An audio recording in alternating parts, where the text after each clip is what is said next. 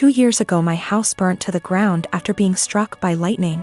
Thankfully it was during the day, so our 3 kids were at school and my husband and I were at work. We lost everything, but we were safe. It took almost 11 months for the insurance to pay out. The insurance covered 1 month worth of hotel stays, but after that we were made to fend for ourselves, and the only option we had was to move in with my SIL. She tells us we can have her spare room and her office space. Since she used neither of the rooms, and her stipulations was we needed to purchase all of our own food and pay her $100 a week. By week 3 all of that changed. She then decides we need to pay her $250 a week and we can only use 1 room. So all 5 of us were crammed into the smallest room she had, which was the size of a glorified closet space and didn't even fit a twin bed and a small dresser. So we lived out of trash bags and slept on the floor for close to $1,000 a month some months, and still had to purchase all of our own food, despite her claiming my children on her food stamps.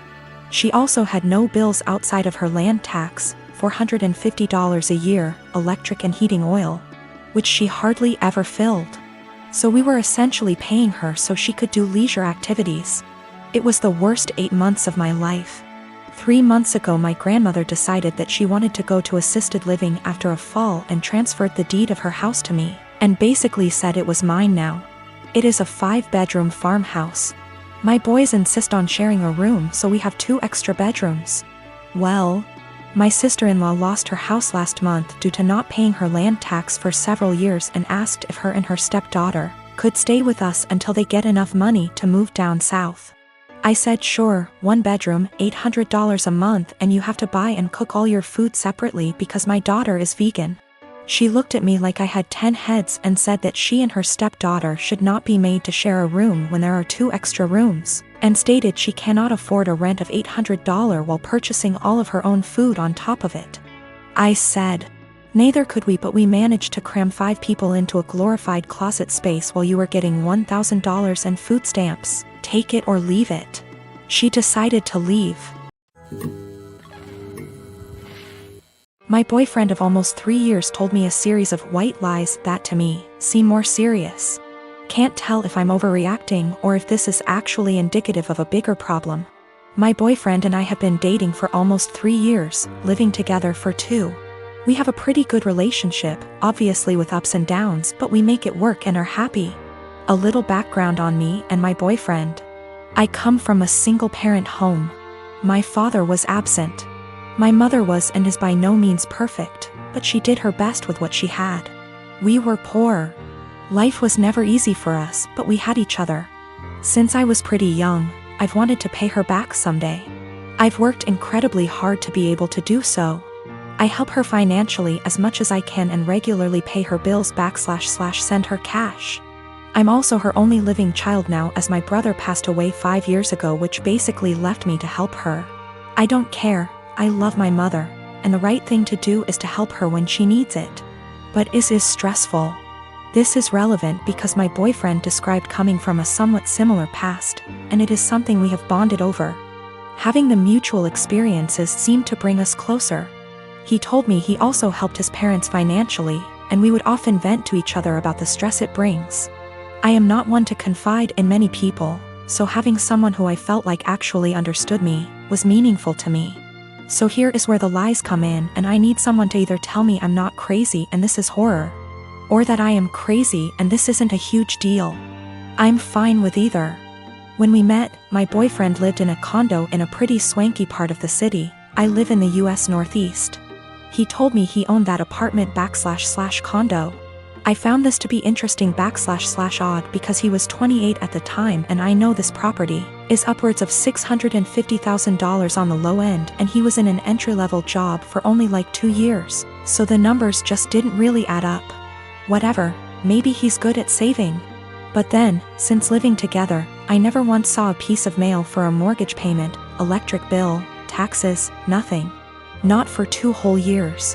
Very odd. Also, when we started living together, he didn't have his room rented out in the former apartment yet, so he was still responsible for that portion of the rent. He would send a Venmo payment to his mother on the 1st of every month for his portion. I don't own property. But I can't think of a scenario where I would Venmo my mother to pay the mortgage on a property I supposedly own. Getting more odd. He would then go to his parents' house for an afternoon and come back really upset. Usually when I would ask why, it was because they were having financial problems and he needed to help them out. I totally understood this and supported him. He literally has cried on my shoulder about this many times. He tried to start a company years back and ended up getting into debt somehow. He told me this debt was $17,000 and that he paid it off. I'm confused because I met him only 2 to 3 years after the supposed debt accrued / company dissolved, and it was already paid off. He told me when he moved back home after the business failed, he was $17,000 in debt and living at his parents' house working at a minimum wage job. How someone with a minimum wage job pays off that much debt in 3 years, I'll never know. We got into a fight a few weeks ago and I finally had enough and confronted him about these things. He doesn't help his parents, they actually pay his phone bill, and this was all a lie. He doesn't own that apartment, he didn't pay off that debt from his company. He initially told me his parents helped pay it off and then like 3 minutes later, came clean. And said that his business partner paid it off, so I have literally no idea what the truth is there, and if anything, in my eyes. His parents are the ones who are financially supporting him. So now, I'm dating a 31 years old man who doesn't pay his own phone bill, was lying to me and / or completely fabricating aspects of his life for 3 years. And then when confronted about it, continued to make up lies and then came clean about them 5 minutes later.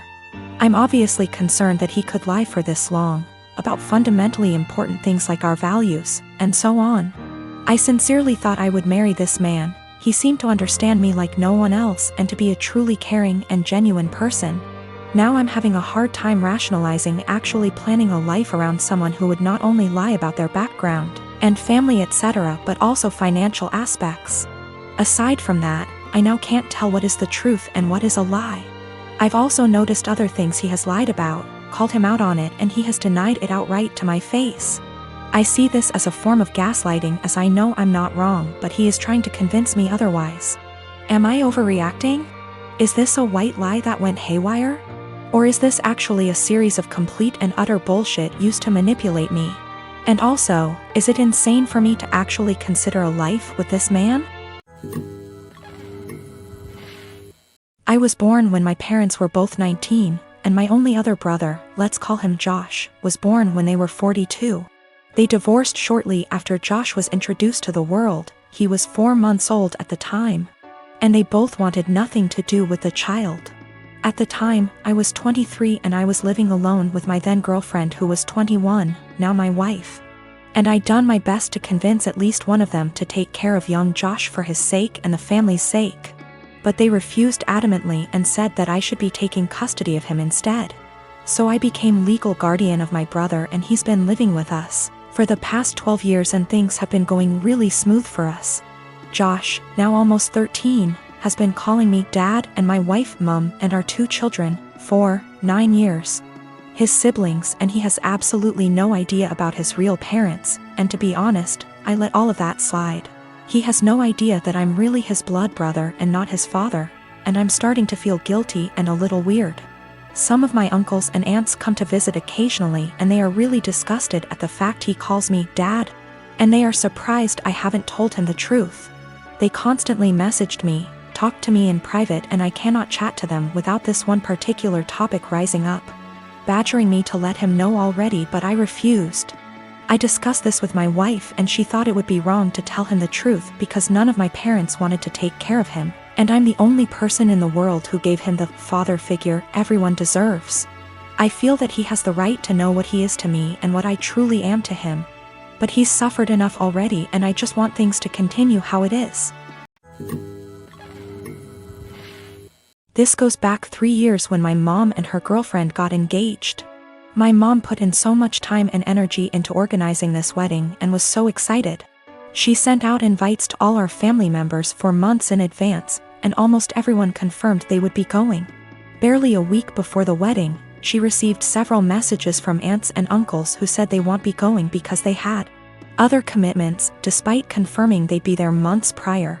One of my aunts, my grandma's sister, confronted my mom and said many weren't going because they still didn't agree with the fact that she was marrying a woman, including herself, because it went against her Christian views. Meanwhile, my hardcore Christian grandma was more than happy to walk my mom down the aisle. This upset my mom, but she tried not to let it ruin her wedding. I, however, was furious. Only my grandma, my mom's sister, a few cousins, and another aunt attended the wedding, while my stepmom's entire family came. What really pissed me off was that 2 weeks later, my cousin who lives in a totally different state celebrated her sweet 16, and everyone who made excuses about not going to my mom's wedding made the journey all the way over there and posted pictures all over Facebook. It really broke my mom's heart and just felt like salt in the wound. I swore then that when I got married, everyone who did not show up to my mom's wedding would not be invited to mine. Fast forward to now, me and my girlfriend of 2 years got married first week of March, and I kept my word.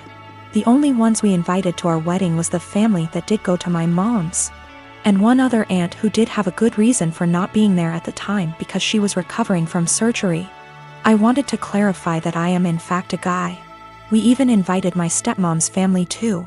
Obviously my other family members found out and expressed their hurt over not being invited. I called them all out and said if they had a problem with my mom for being who she is, then they had a problem with me, and I wouldn't let toxic people be a part of a special day for me and my wife. My wife stood behind my decision, as did my mom. That still doesn't seem to stop them from thinking it was a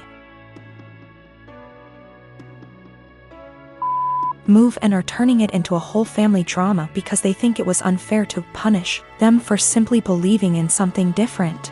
Wow, thank you so much for all the love and support, everyone.